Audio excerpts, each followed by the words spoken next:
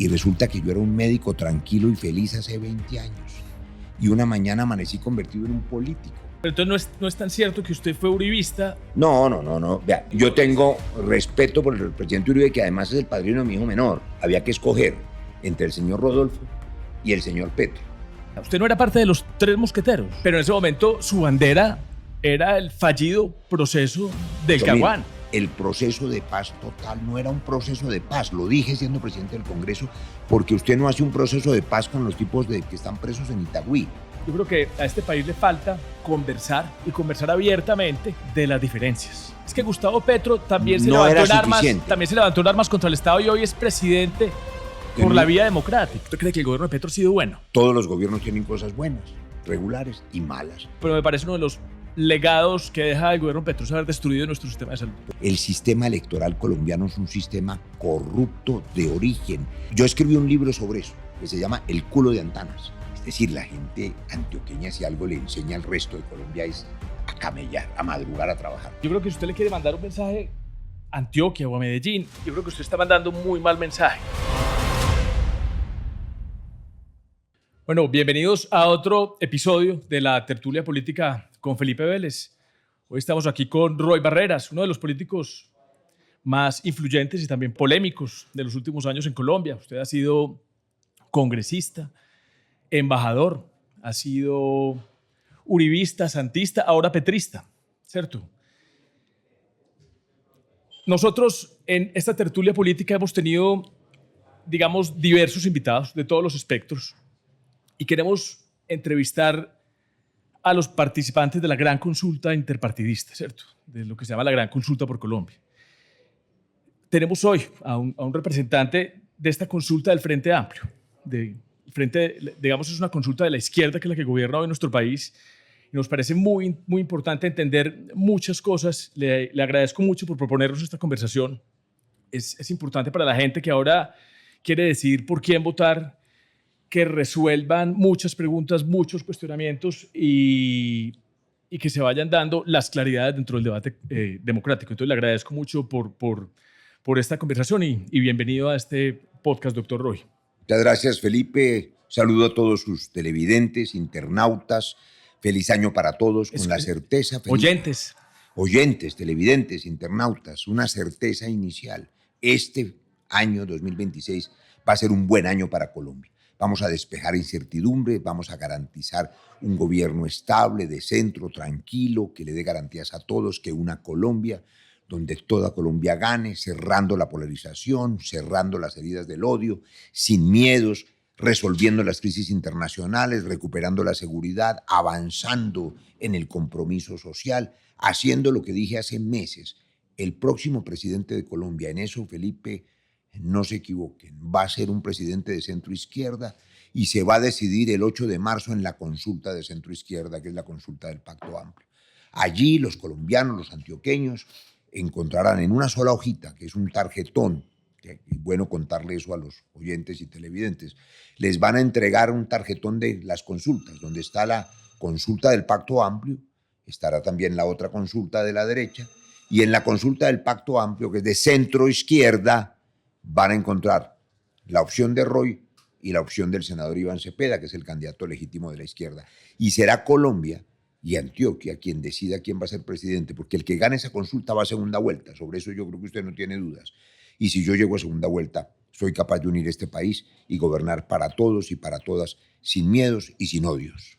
Eso sería muy importante. Yo tengo otras lecturas, pero antes de pasar allá, yo quisiera como empezar desde el principio, desde los orígenes, ¿cierto? ¿Cuál fue su origen en política?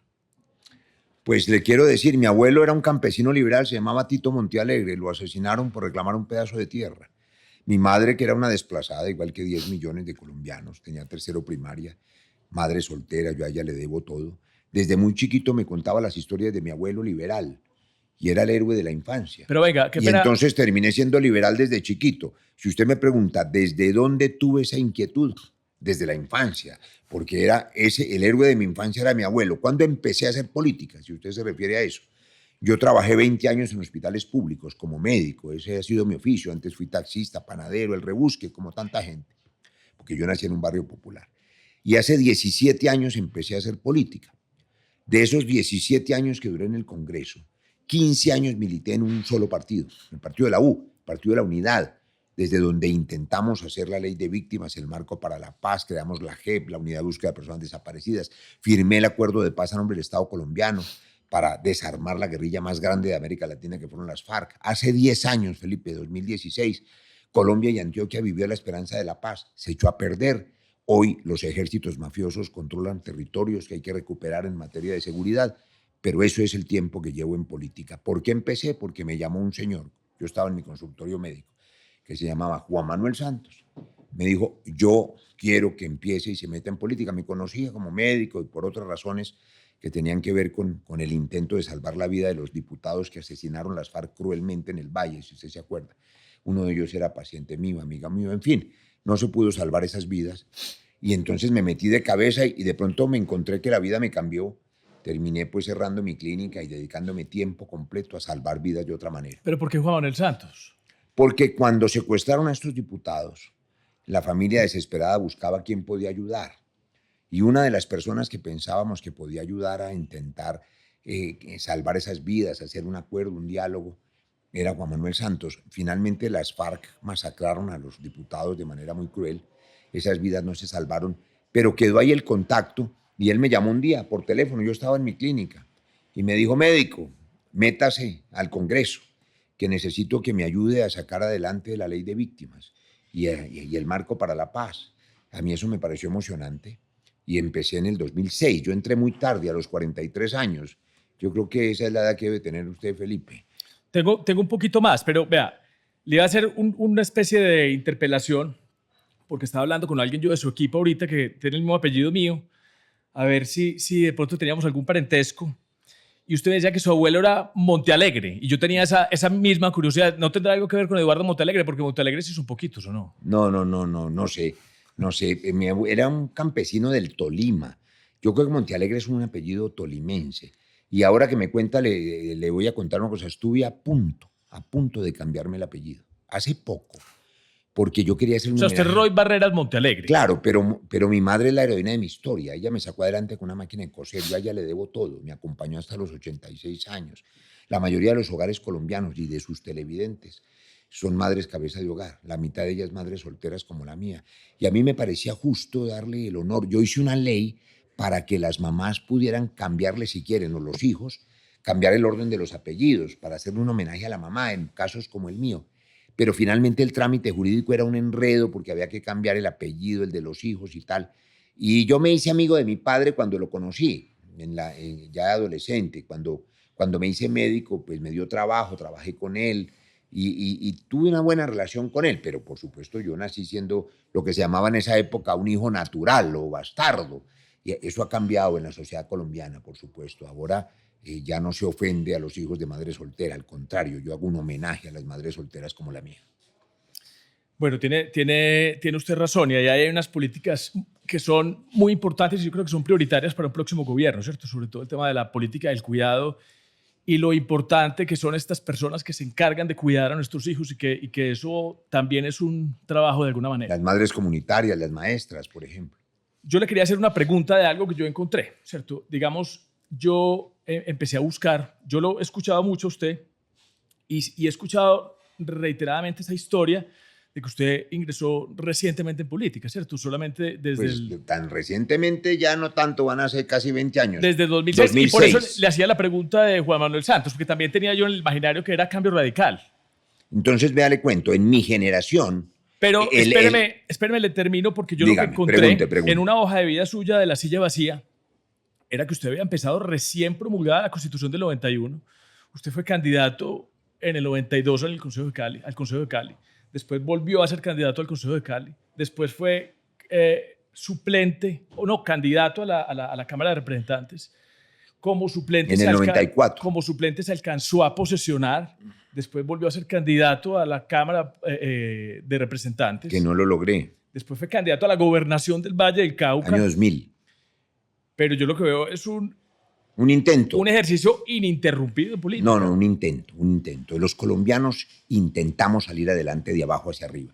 La gente se levanta todos los días a intentar, abre la tienda, si no le funciona, monta una peluquería, vende frutas, hace lo que sea para tratar de sacar adelante sus ideas. En mi generación, usted preguntó cambio radical. Cuando yo era joven, el ícono de mi generación era Luis Carlos Galán. Era el héroe de nuestra juventud. Yo acompañé a Galán, que era nuevo liberalismo, como joven, hasta que lo asesinó la mafia en el 89. Y cuando asesinaron a Galán, la familia de Galán fundó, los herederos de Galán fundaron un partido. No los hijos de ahora, sino sus hermanos, porque los hijos de ahora estaban muy muchachos. Y ese partido se llamó, primero se iba a llamar Liberalismo Radical, en honor al Olimpo Radical, la historia de las ideas liberales, que era el progresismo del siglo XIX, el que liberó a los esclavos, el que defendía a los artesanos, el de la batalla de la Humareda, la guerra de los 1000 días, Rafael Uribe, Gaitán, en fin. Pero no le dejaron usar la palabrita liberalismo radical, porque ya había partido oficialista liberal. Entonces Rafael Pardo le puso cambio radical. Pero eso no tenía nada que ver con el cambio radical de ahora, ni de Vargas Lleras. Era el galanismo que había sobrevivido. Y yo me quedé ahí, porque yo era del nuevo liberalismo galanista. Me quedé ahí hasta esa llamada de Santos.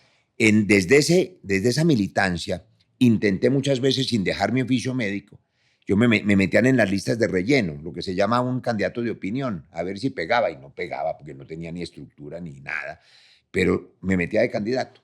Todas esas veces, por supuesto, era el relleno de las listas de cambio radical, hasta que me llamó Santos y cambiaron las reglas. Hubo una ley que se llamó la ley de Hond, usted se acuerda, una reforma política. Yo no estaba en política en eso. ¿De transfugismo como cada cuánto? No era transfugismo, era un cambio en lo que se llamó la cifra repartidora y el umbral. Eso no existía. Una reforma política. En el 2003. Sí. Y eso no existía. Eso era en el gobierno Uribe. Yo no estaba en política cuando eligieron a Uribe, pero ellos hicieron esa reforma y el cambio de la fórmula favoreció a algunos candidatos de opinión. Se eliminaron los suplentes, que usted recuerda cuando había suplentes a uno lo metían y lo dejaban entrar un ratico como para darle ahí contentillo. Pero esta vez quitaron los suplentes y con la cifra repartidora podía entrar el segundo si el primero sacaba muchos votos. Y eso me pasó a mí. Me metieron de relleno de segundo y terminé siendo elegido. Y cuando ya asumí la responsabilidad, pues terminé dejando mi clínica, que terminé cerrándola. Me dio mucho pesar porque llevaba 60 años desde que mi padre la había fundado. Pero me dediqué de lleno a este oficio que es apasionante, que es salvar vidas de otra manera. Y aquí estoy. Entonces, esa es la historia de ese paso. Cuando yo llego al Congreso, ya Uribe era presidente y Santos ya había fundado el partido de la U, y después, usted se acuerda, fue ministro de Defensa de Uribe. Y después fue el presidente que lo reemplazó y el resto es historia. Y acompañé al partido de la U hasta que decidieron que iban a acompañar más bien aquí a Fico, a la presidencia, y a Rodolfo, que terminó preso por corrupción o condenado antes de morirse el señor. Había que escoger entre el señor Rodolfo y el señor Petro. El señor Petro prometía cerrar la herida social e implementar el acuerdo de paz. Lo primero lo ha hecho, ha intentado hacerlo. Lo segundo no, porque eso se volvió un desorden, eso que llamaron la paz total, que fracasó, y hay que recuperar la seguridad, pero esa era la opción. Entonces yo he seguido siempre desde mi posición. Felipe, yo no he cambiado de posición. Yo soy un hombre de centro, liberal, socialdemócrata, sigo militando en esas ideas, y en esa consulta de la que hablamos al principio, eso es lo que hay que decidir, entre una candidatura de centro liberal que tiene esta historia de defensa de las ideas liberales y una candidatura que es legítima, hay que decirla, de izquierda, porque la izquierda eligió al senador Iván Cepeda, y los colombianos y los antioqueños van a decidir cuál de los dos va a ser el próximo presidente de Colombia, porque esa es la decisión realmente definitiva. A mí me parece apasionante lo que yo he encontrado cosas en su historia que me parecen importante hablar de ella, y sobre todo que hagamos una conversación diferente. Entonces usted dice que usted estuvo de relleno en estas listas. Sí. Pero usted una vez fue suplente. De relleno. Y me dejaron entrar 3 meses. Entró, pero usted tuvo relevancia política. Usted no era parte de los 3 mosqueteros. Y eran 4. Eran Estaba los 4. Carlos Alonso Lucio, Ingrid Betancourt. No. Era un grupo que hacíamos oposición a Samper. Que se opusieron al gobierno Samper. Que era Santiago Castro, que después conservador, que después fue director de la Aerocivil. Bancaria y del Aerocivil, sí. Y ahora creo que es del Centro Democrático, creo que vuelve a la Cámara. Le perdí el rastro. Vuelve a la Cámara en el Centro Democrático, conservador del Valle del Cauca. Era Ingrid Betancourt, había un señor que dormía en un ataúd. Sí. No me acuerdo cómo se llamaba, era el representante de la Cámara, un tipo excéntrico. Y se murió después, supe. Y era uno conservador de derecha, conservadorísimo, que era Pablo Victoria. Pablo Victoria. Creo que ya murió también. Que era de Salvación Nacional, si no estoy mal. Claro, ¿cierto? Era, digamos, del alvarismo. Gómez. Sí.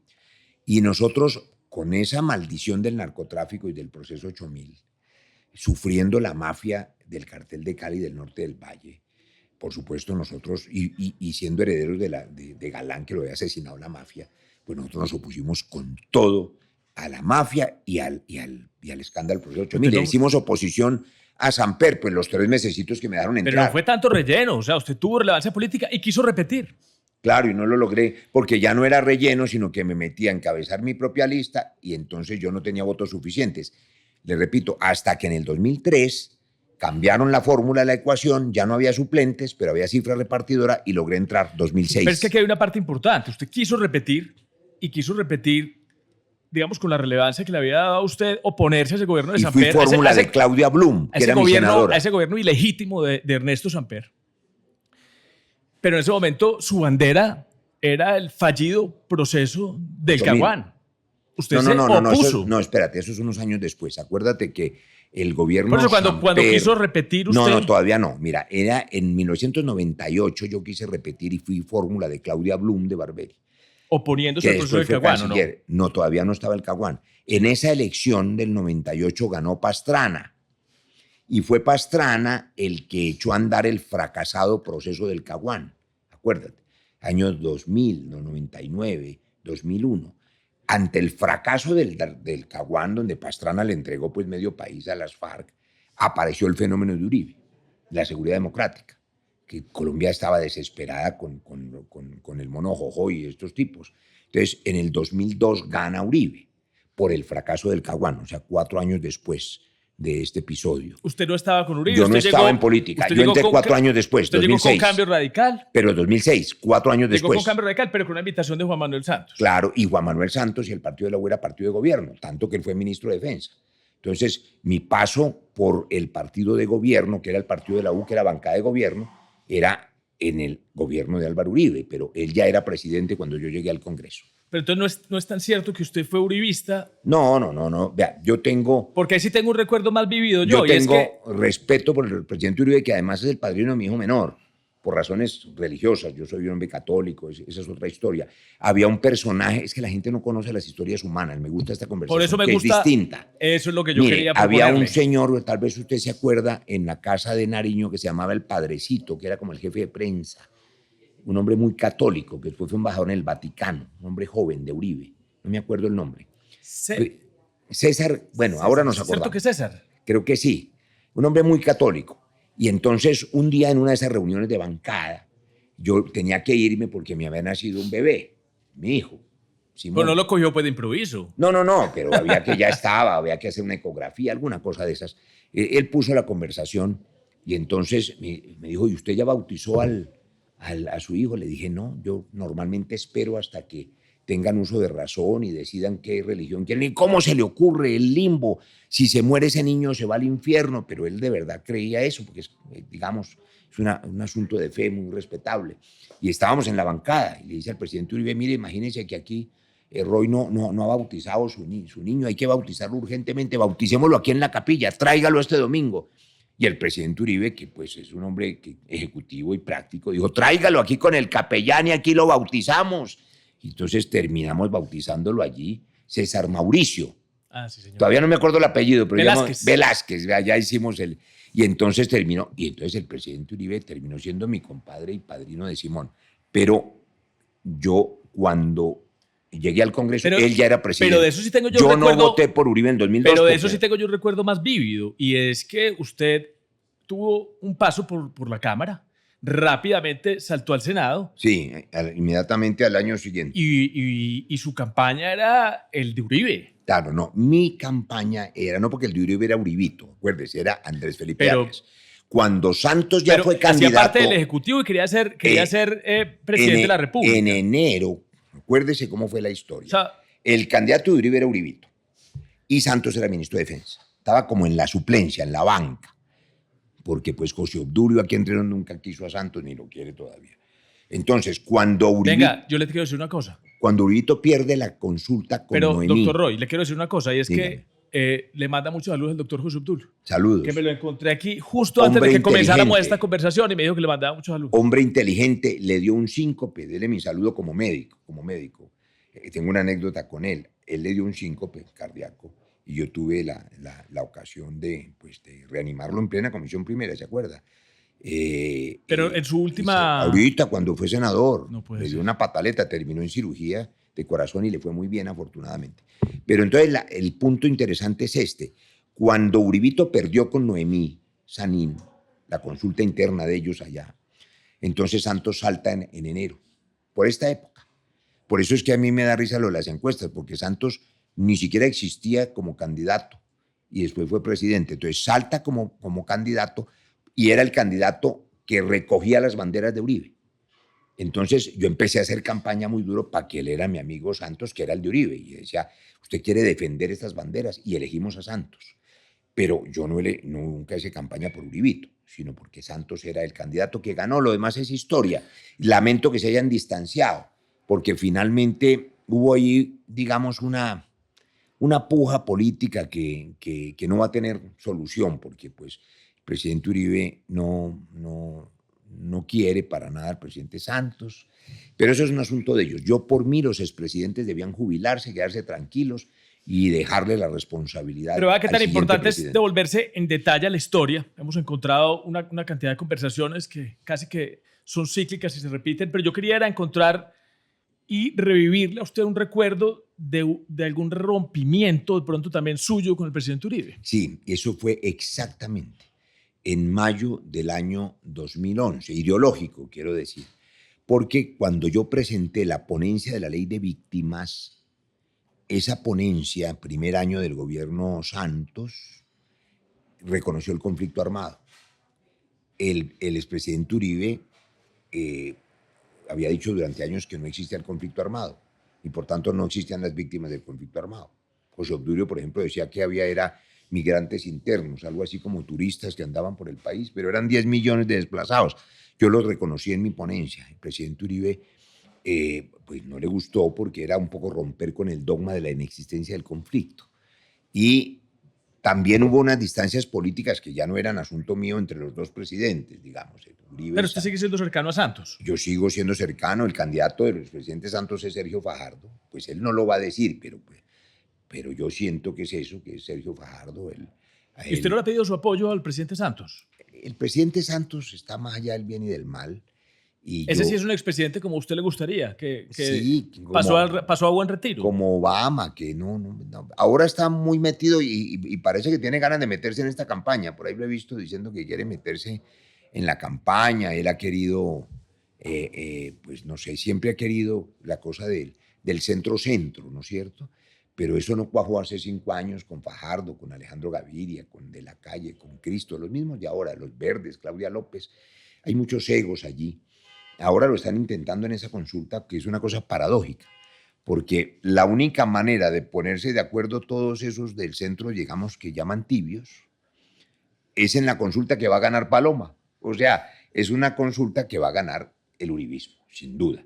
Paloma gana esa consulta. Los demás son decoración ahí. Pero hay candidatos fuertes. Ahí está Juan Carlos Pinzón. No, gana Paloma. No hay candidatos importantes. Juan Carlos, Mauricio Cárdenas, por ejemplo, es un tipo que sabe de economía.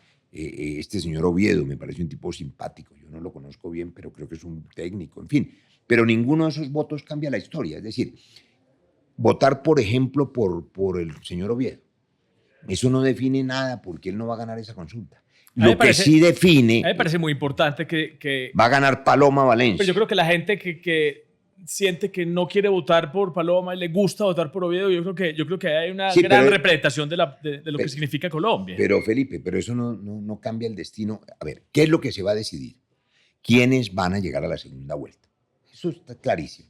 A la segunda vuelta va a llegar un candidato de centro izquierda o del progresismo o no sé qué, y un candidato del uribismo, de la derecha. Eso no lo discute nadie. Pero no quiero... Votar por Oviedo no decide quién va a llegar, llega Paloma. En cambio, votar por Roy sí define quién va a llegar a la segunda vuelta y por tanto quién va a ser presidente de unidad de Colombia sin perseguir a nadie.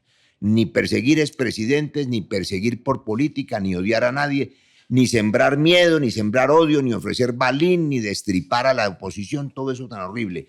Mira, ayer hubo un video espantoso de un señor que claramente invita a asesinar a la hija de Petro. O sea, eso es un engendro de la polarización, invitar a matar, por Dios.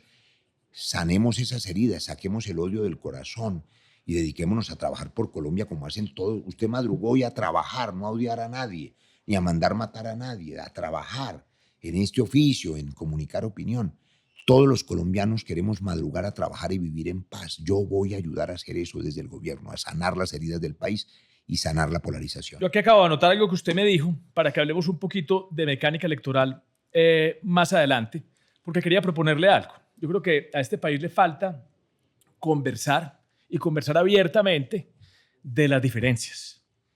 Yo he sido empresario toda mi vida, yo soy abogado constitucionalista. Muy bien. Digamos porque me ha interesado acompañar la política, me gusta el tema de la estructura del poder público, pero me dediqué siempre a la salud. Curioso. Yo tuve un negocio de productos farmacéuticos. ¿Importados o nacionales? Casi toda mi vida. Y de materias primas, principalmente, que son de origen importado. Pero para la industria farmacéutica nacional. Para la industria farmacéutica nacional. Es que eso es muy importante. Sí, le digo señor. por qué. Y usted, al revés. Usted viene de la industria de la salud y se metió en todo ese tema constitucional de la estructura del poder público.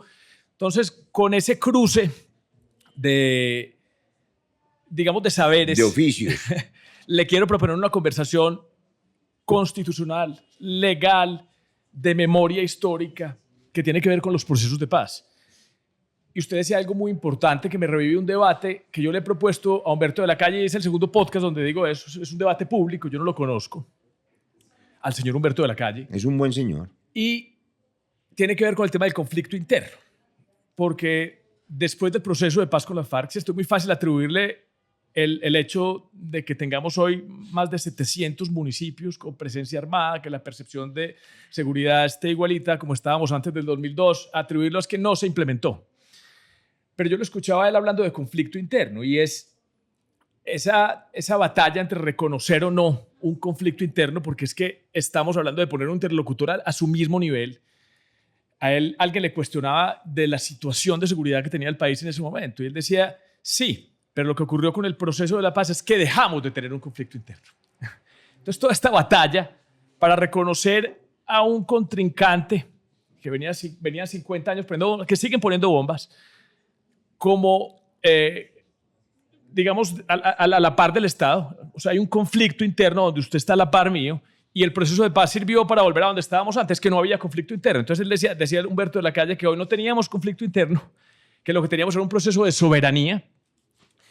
Teníamos un problema de soberanía que tenía mucho que ver con la frontera con Venezuela, con la frontera con Ecuador, y él mencionó el Pacífico. No sé cuál será ahí el problema de soberanía, pero a mí sí me parece importante debatir de estas cosas y entender su posición, porque aquí, desde que yo tengo uso de razón, doctor Roy, vamos de proceso de paz en proceso de paz. Entonces, hoy es más redituable.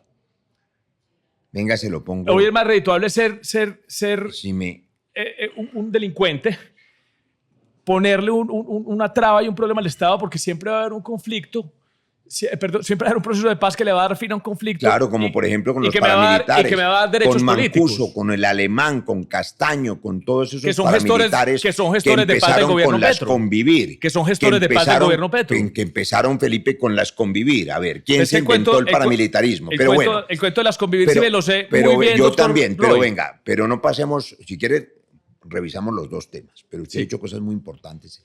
Yo quiero, como a los internautas, ponérselo en términos más sencillos, porque usted es constitucionalista, yo algo he estudiado de esos asuntos, pero seguramente los televidentes, la mayoría no son constitucionalistas. Entonces, el tema del conflicto interno, del VIH, yo le hago esta pregunta para avanzar en la conversación distinta. ¿Usted cree que hoy en Colombia hay conflicto interno? No, señor. Yo estoy de acuerdo con usted.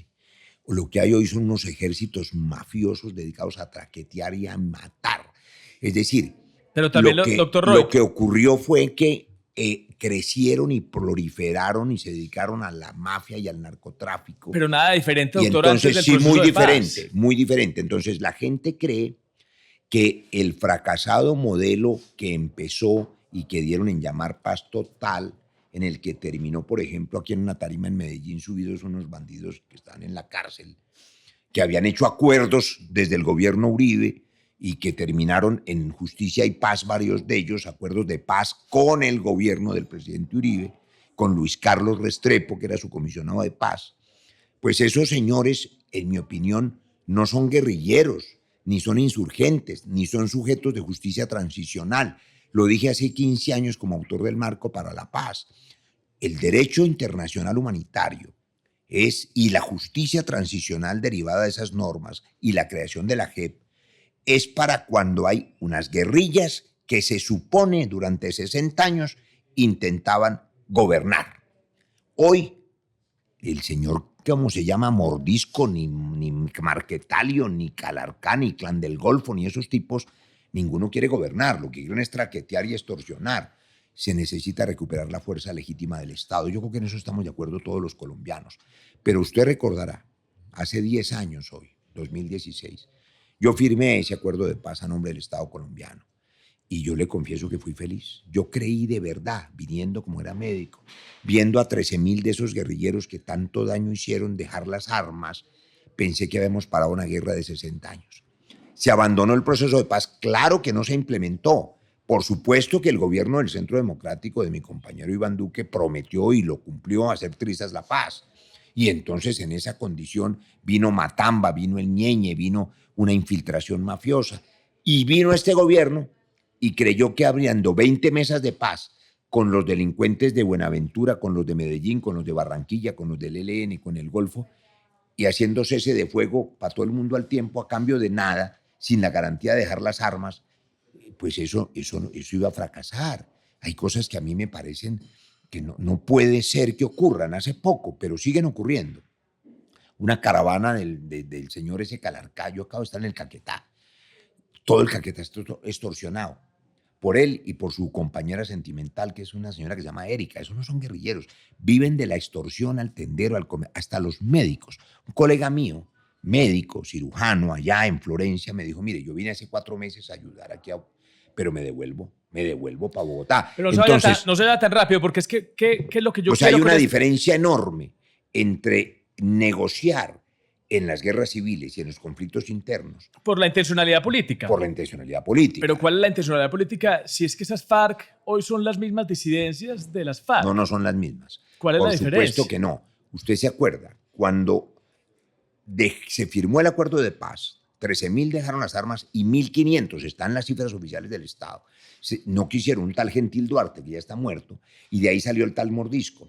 Esos tipos estaban tan penetrados de narcotráfico que no les importaba un carajo la paz, ni irse a cambio de un salario mínimo, ni sembrar tilapia, como los otros sí, que los han asesinado, entre otras cosas, a más de 700 firmantes de paz.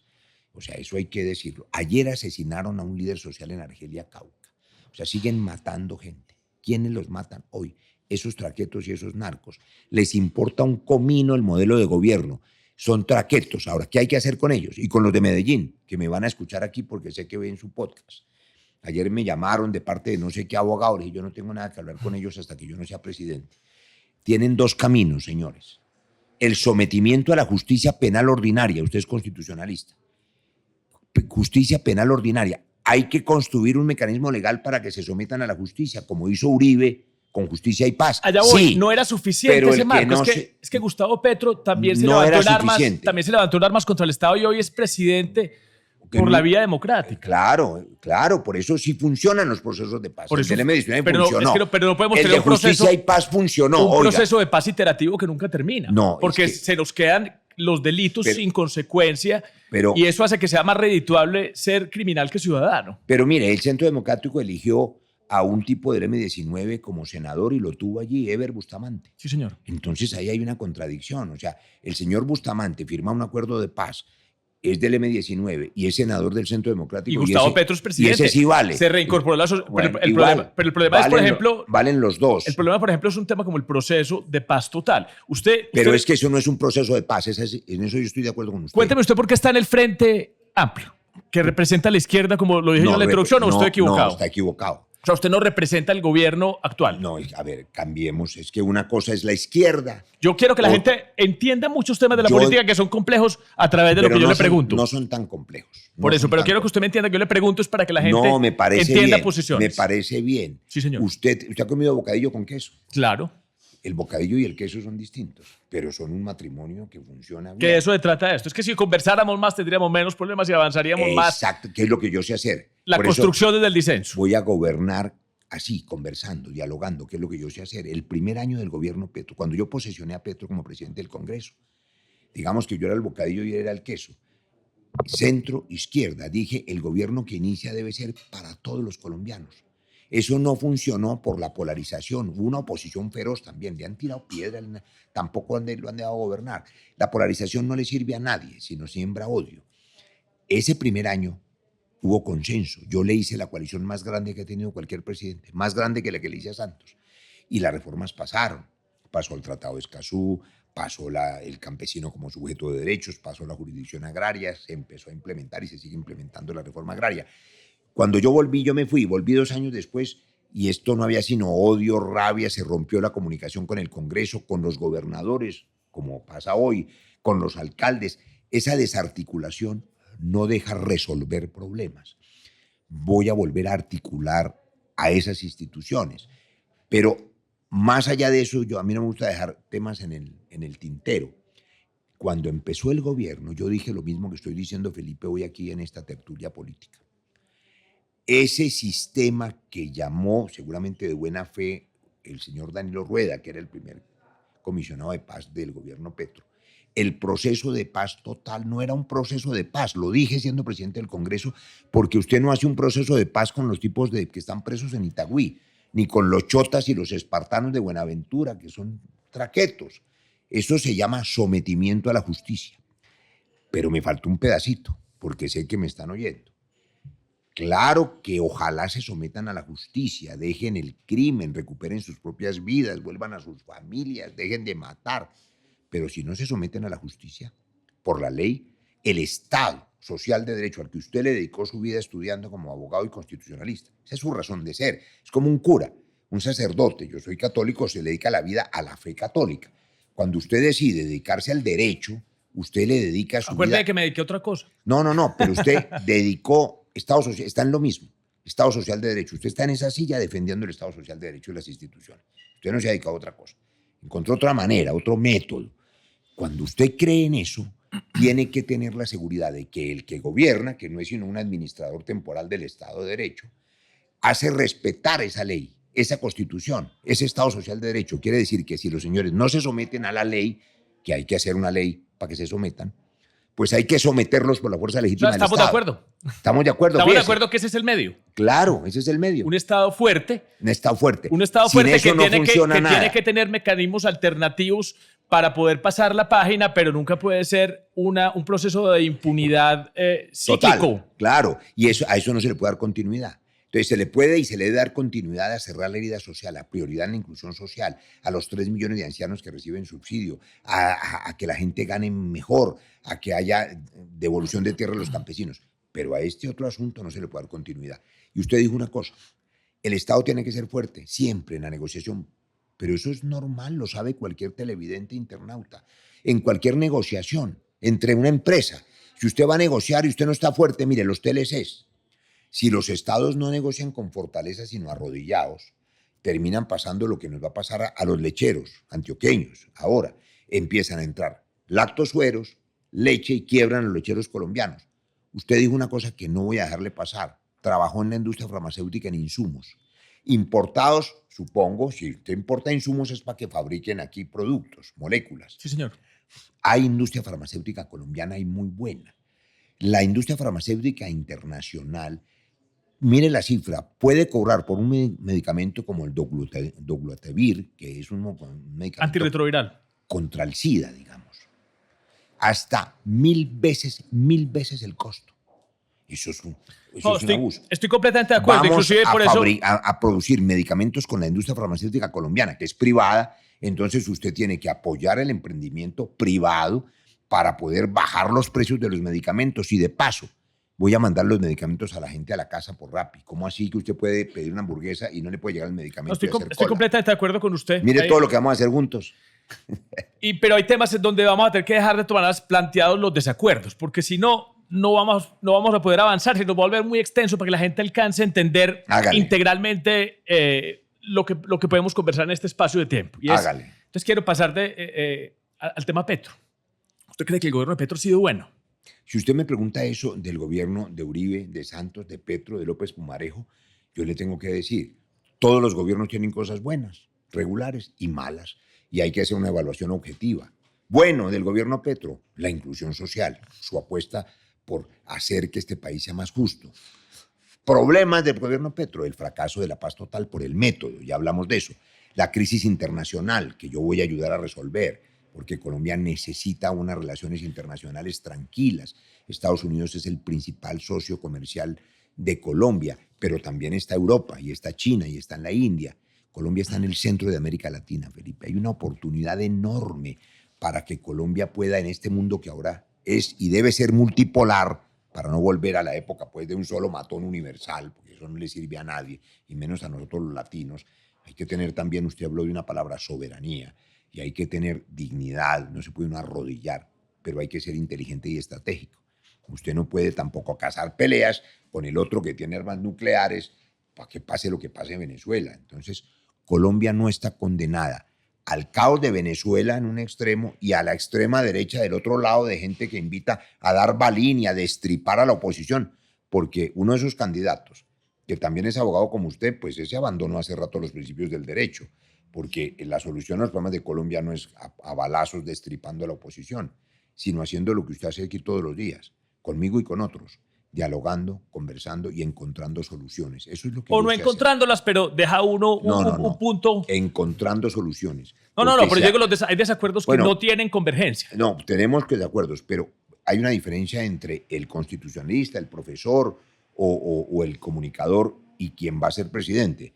Yo sí tengo la obligación de resolver los problemas. Bueno, y yo sé resolver problemas. Bueno, usted me habla de la inclusión social. Yo quiero tocarle un tema ahí.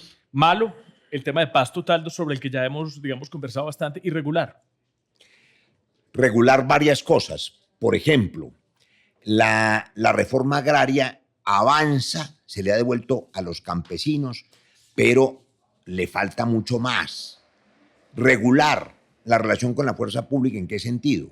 Se mejoraron las condiciones de vida digna de policías y soldados. Por primera vez es en este gobierno progresista, no en los gobiernos de derecha, que se mejoró el salario de policiales, de soldados, para que tengan una vida más digna, es lo justo. ¿Pero por qué regular?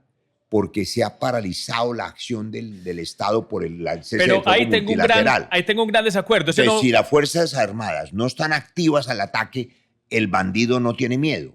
Ahí tengo un desacuerdo que siquiera usted lo mencionó, porque efectivamente el presupuesto de las fuerzas militares ha crecido un 5%, pero hay quejas de que hay unidades militares que ni siquiera tienen municiones, ¿cierto? Entonces, ¿para qué las estamos fortaleciendo? Por eso le digo regular. Y eso me hace preocupar de otros estados que han llegado al absolutismo a través de la misma vía. Pero quiero preguntarle sobre otros temas que no quisiera que dejáramos afuera. La salud. ¿Dónde está? ¿Bueno, malo, regular? Está en una crisis que yo voy a resolver. Yo escribí en el 2017. Pero eso es de lo más malo de este gobierno. Afortunadamente. No, a ver, es de lo más malo. Si usted ve las declaraciones del presidente Uribe o del presidente Santos sobre el abuso de las EPS, es de lo que ha empeorado en los años. Mire. Pero usted que estuvo en ese, que estuvo en ese sector, en esa industria, ¿usted recuerda? No, yo no estuve en esa industria. Yo fui médico en hospitales públicos 20 años, pero nunca estuve en la industria. Que nuestro sistema de salud era de los mejores del mundo. En términos de accesibilidad, de universalidad, faltaba mejorar temas de calidad, había corrupción, ¿cierto? Había cosas que mejorar, pero por ejemplo el gasto de bolsillo. El 98% de la población tiene acceso a la salud y el gasto de bolsillo era el menor de Latinoamérica. ¿Hoy qué tenemos?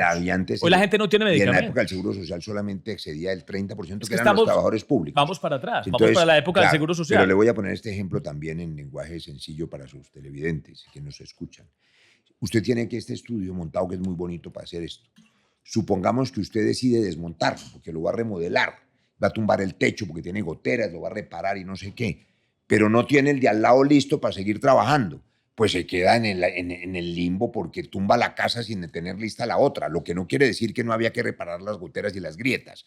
¿Qué quiere decir eso?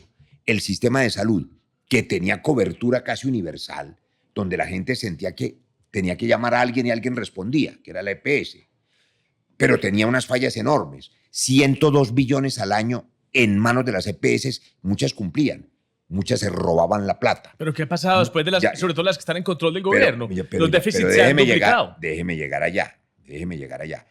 Clínicas, las mejores clínicas de América Latina, para orgullo colombiano, son colombianas, una de ellas aquí en Medellín. Y son fundaciones privadas. Funcionaban bien, pero había otras clínicas de garaje falsas, facturando facturas falsas. Le doy un dato. En el 2019 facturaron 10.000 cirugías de tallo cerebral de tumores. ¿Dónde están esos neurocirujanos? Eso no existió para robarse la platica. Entonces, escribí, no hoy, para que el televidente no coma cuento de lo que le proponen, sino de lo que la gente ha hecho como testimonio. Ley estatutaria en salud, yo soy el autor de esa ley. Dije en esa ley que había que hacer la ley ordinaria, porque ahí volvimos derecho fundamental la salud, para ponerle auditoría y control a las EPS, no para destruirlas. Para poner auditoría en las clínicas, para no poner clínicas de garaje, para acabar la integración vertical, que es un abuso de yo con yo, porque entonces... Con la plata de la gente. Esas son las cosas que hay que corregir. 2017. Pero el gobierno Duque primero, que primero se construye antes de destruir. Entonces había que construir eso. El gobierno Duque no quiso hacer la reforma porque no quería tocar los intereses de las EPS. Hay algo... Y llegamos al gobierno Petro, que quiso imponer la reforma. Esto está escrito, una carátula inclusive de la revista Semana, presidente del Congreso. Yo me opuse a la forma como la ministra Corcho quería imponer una reforma sin consenso, destruyendo el sistema sin construir el otro. Yo dije, esto es una transición a 10 años. No me pararon bolas. Conclusión, hoy no hay reforma, no hay reglas de juego y hay caos. Pero yo sé repararlo y lo voy a reparar a partir del 7 de agosto. Doctor Roy, pero yo he sido muy crítico y sobre todo en privado del gobierno de Iván Duque. Pero yo creo que si algo funcionó muy bien y nos salvó a los colombianos y salvó muchas vidas. La pandemia.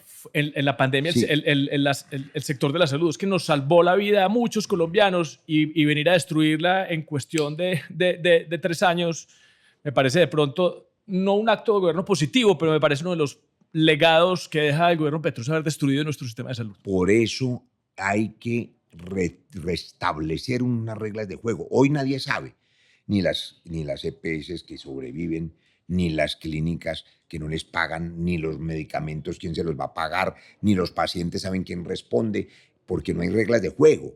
Hay que hacer la reforma. Yo lamento que el Congreso no haya aprobado una reforma consensuada, tranquila, por la polarización también. Fíjese, por la polarización. Y pero es que era una reforma regresiva que nos llevaba a estatizar la salud. Usted mencionaba en el Seguro Social la cobertura era del 30%. A mí me tocó. Yo una vez tuve un accidente de tránsito sencillo y me tocó ir a la policlínica que funciona en una partada del San Vicente de Paúl. La gente tenía tirada en los pisos, las camillas en Felipe, los pasillos. Cuénteme, a usted le tocó un día. Yo trabajé 20 años.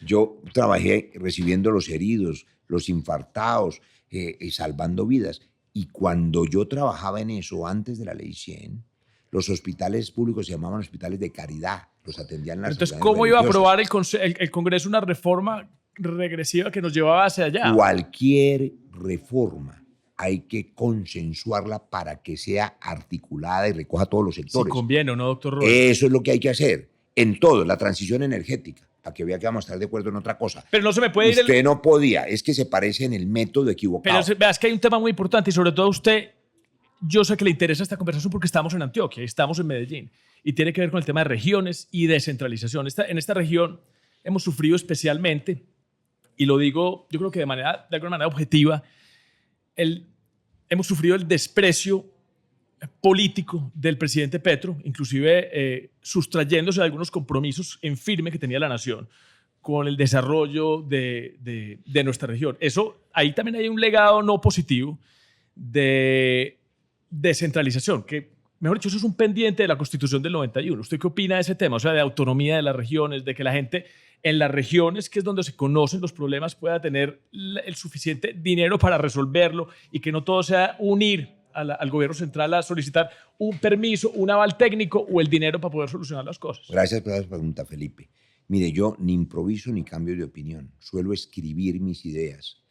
Hace 26 años, año 2000, el primer libro que escribí se llama La Hora de la Autonomía. un libro de economía política para explicar que había que avanzar hacia la autonomía de las regiones. Puse allí una explicación diferencial sobre los cantones suizos, sobre el modelo de las autonomías españolas, sobre el modelo federal norteamericano y propuse un modelo de autonomía regional. Año 2000, el prólogo de ese libro lo hizo Rafael Pardo Rueda.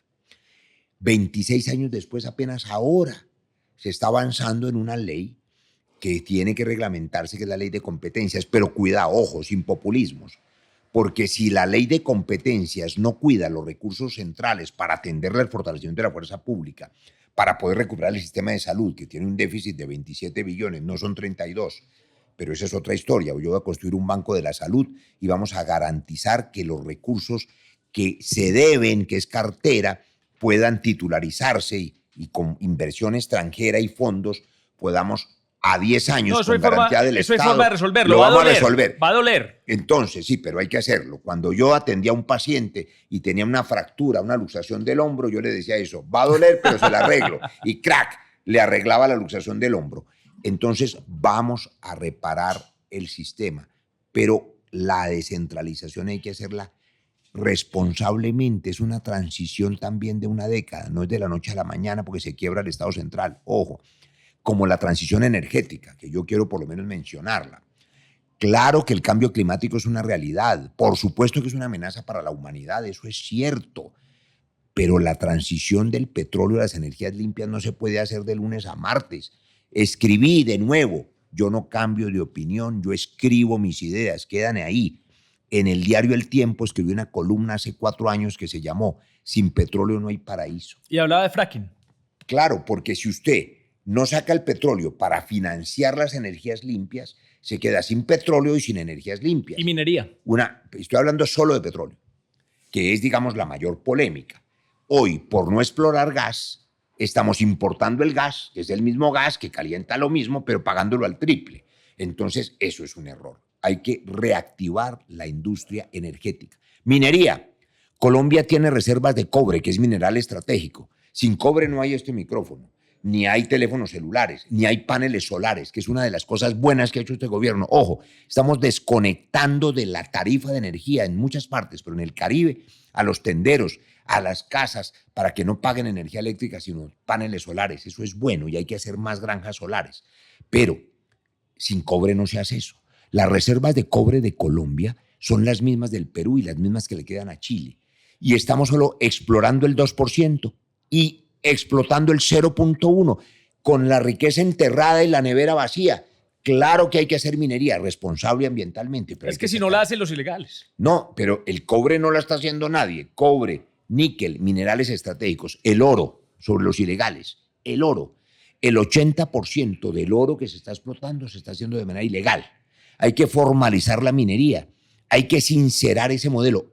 El 80% de nuevo, y el número no es caprichoso, del oro, que estuve revisando las cifras hace poco, hace 2 días, las reservas de Colombia de oro están en Antioquia y en Chocó. Y eso va a alimentar organizaciones criminales. Pues es que se tomaron ese negocio de la minería ilegal. Entonces, o no de la extracción ilegal, porque el oro no es ilegal, es la extracción ilegal. Formalizar el oro, reglamentarlo, para que pueda entrar al flujo legal de la economía, es otra de las maneras en que vamos a reactivar la economía. Con otra cosa, esto se transmite por internet, supongo, la tertulia política. Por internet, por televisión abierta, por donde pero podamos. En internet hay 10 millones de colombianos que viven afuera, compatriotas, que pueden ver esta tertulia. Eso está lleno de paisas camelladoras en Alemania, en Suiza, en España, mesereando, limpiando baños, gerenciando bancos, vendiendo cafés especiales, porque, es decir, la gente antioqueña, si algo le enseña al resto de Colombia, es a camellar, a madrugar, a trabajar. Esos colombianos, todos, de todas las regiones, nos han mandado el año pasado cerca de 14.000 millones de dólares de remesas, que es lo mismo que manda Ecopetrol. Ahí hay otra fuente de riqueza enorme. Si el Estado, emprendedor de nuevo, como dice Mariana Mazzucato, acoge esas divisas, las canaliza, no todas, un 10% a través del Fondo Nacional del Ahorro o de un banco nacional que podemos transformar en el Banco Agrario, para que por cada euro que ponga un colombiano que está camellando allá, que se le quedó la mamá en Guatapé o en Itagüí, quiere la casita para mamá, el Estado ponga otro euro, le cierre el valor de la cuota inicial, recupere la vivienda BIS y BIP que se paralizó y podamos construir 1 millón de viviendas en estos 4 años.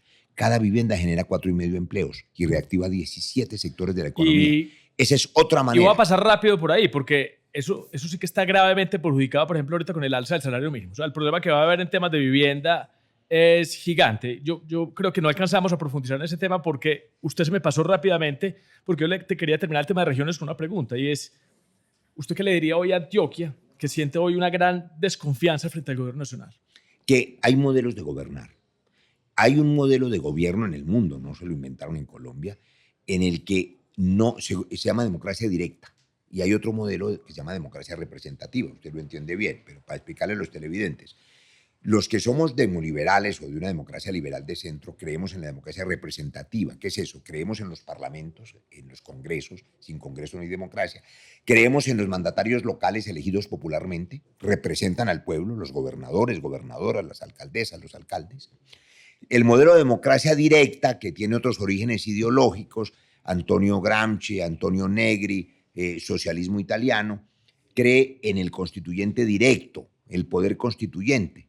Esos no necesitan alcaldes, ni gobernadores, ni congreso. Prefieren es la asamblea, se llama el libro sagrado de esa corriente política.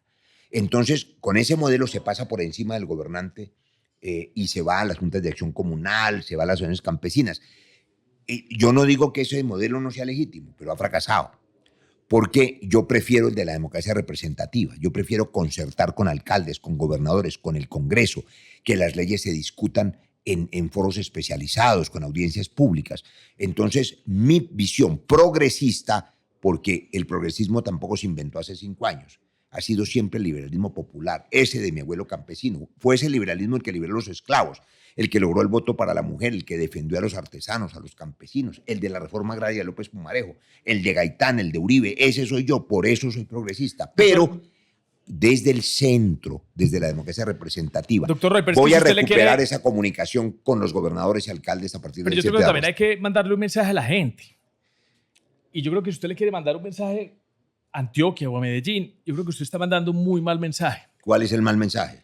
Que en su lista del Congreso está Juan David Duque, que es exsecretario privado del exalcalde Daniel Quintero, que se robó a Medellín. Sí. Juan David Duque tiene un proceso... Creo que él fue el jefe de debate, ¿no? Tiene un proceso en la Procuraduría por más de 300 millones, y eso porque solamente fue en el último año, que se dilapidaron en gastos personales, en gastos suntuosos, de lujo, de restaurantes en Bogotá, en Medellín, en supermercados, de los fondos fijos del alcalde. Y esa persona hace parte hoy de su lista del Congreso. Le voy a contestar porque yo contesto todas las preguntas. Señor. Para ser ecuánime, y usted lo es en este diálogo, si quiere revisamos a todas las listas de todos los partidos, porque es una curiosidad que usted solo se fije en esa. Yo no conozco lo que usted me está contando y para eso hay justicia. Pero se lo pongo también de presente. Usted me está informando eso. Se lo pongo también de presente porque también usted no podía no conocerlo. Como yo no soy juez, ni usted tampoco, pues usted me está contando unas cosas que tendrán que denunciarse, o si están denunciadas las investigarán, no lo sé. Pero para ser ecuánime, miremos todos los partidos. Yo ya le puse un ejemplo. El Centro Democrático metió a Eber Bustamante, que era guerrillero hace unos años y fue senador. Pero no nos miramos por lo malo, mirámonos por lo bueno. No, pero ahí sí no le gusta. No, mirámoslo por... Usted me está poniendo lo que usted considera un lunar en la lista. Yo le digo que todas las listas son pecosas llenas de lunares. Aquí en Antioquia, la senadora Paola Holguín del Centro Democrático tiene unos antecedentes, y su familia, sus hermanos y tal. Pero el Partido Liberal, ¿quiere que miremos la lista hoy del Partido Liberal? No, por eso. Pero lo que quiero decir es que si nosotros somos ecuánimes, ¿sabe a dónde va en serio su pregunta? Déjeme decir eso. Yo le digo dónde va. A que por favor, doctor Roy, esto es muy importante para nosotros las personas de Medellín. Los ciudadanos deciden por quién votan. No, a que usted le pegue una mirada más profunda. Sí, pero los ciudadanos saben por quién votan. Pero déjeme hacerle mirada más profunda, Felipe, porque usted me está contando unas cosas. Se necesita hacer, y yo sé que usted me va a ayudar en eso, después del 7 de agosto, porque es constitucionalista, una reforma política. El sistema electoral colombiano es un sistema corrupto de origen. Fue un pésimo engendro, una invención de la Constitución del 91, que tiene cosas buenas, pero salió muy mal. Y esa reforma del 2003 empeoró el enredo. Yo escribí un libro sobre eso, que se llama El culo de Antanas. Y empecé diciendo que lo único limpio en la política colombiana... ¿Hay un libro? ¿Y qué editorial es? Editorial Planeta. Y dice, lo único limpio en la política colombiana es el culo de Antanas, y había que ver. ¿A qué me refería con esa parodia? Es una diatriba contra el sistema electoral.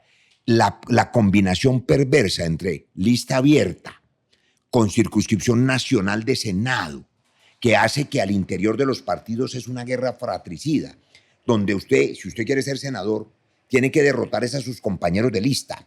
Y además con su billete. Y si usted no tiene billete, porque es un hombre decente, con el dinero de la mafia o de la corrupción. O de un contratista por eso, que se lo va a pedir reciprocidad. De la corrupción. Entonces el sistema se inventó un modelo caníbal de competencia que después de 30 años ha generado una política de clanes y un costo enorme de la política. Hay que hacer una reforma política yo le dejo una idea, y voy a acabar esa circunscripción nacional. Y yo le dejo una idea que quisiera hoy presentársela a las personas que nos escuchan, y es que... Me están haciendo gestos aquí de que estamos atrasadísimos y me deja un vuelo porque tengo que volar. La financiación estatal es muy importante para acabar con eso. ¿Y sabe qué se podría ver? Podría ser como un tema como límite, como este es el tope para todo el mundo. Y está inventado. Mire, primero se necesita un sistema de partidos serio. No puede haber 60 partidos.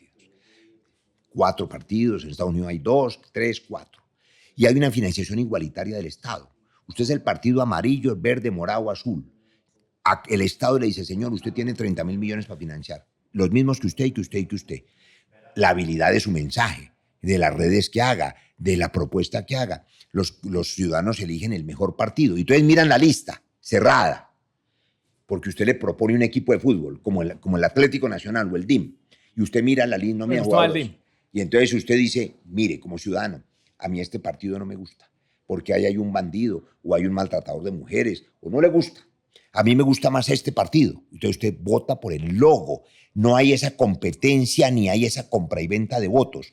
Esa reforma política que la escribí en ese libro es una de las tareas más difíciles porque es la verdadera sistema anticorrupción y la vamos a hacer. Bueno, aquí, Felipe, me tengo que ir porque me da el vuelo. Usted se tiene que ir. Nosotros tenemos un bloque con el que terminamos que es personal. No vamos a alcanzar a hacerlo.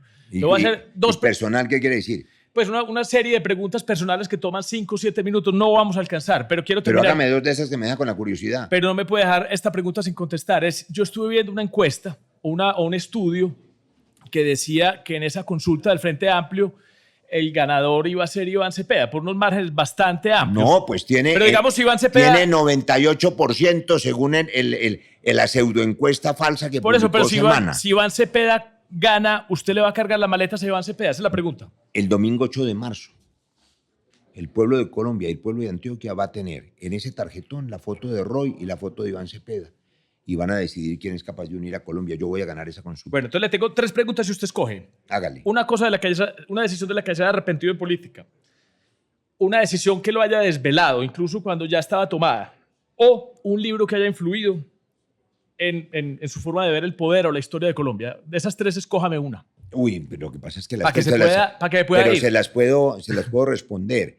Una cosa de la que estoy arrepentido de las leyes que hice, porque salieron las circunscripciones de paz. Yo soy el autor de esas circunscripciones. ¿De las 16 curules de las FARC? Sí, de las víctimas, y terminaron no siendo ni de las FARC, porque ese también es una mentira. A ver, Felipe, mire ver quiénes son, saque la lista, a ver cuál es de las FARC. Sí. No hay uno solo que son de las FARC, son paracos, muchos de ellos elegidos por maquinarias políticas. No, y de las FARC, ahí no está la esposa de Tiro Fijo. No, en las 16 curules no, por Dios.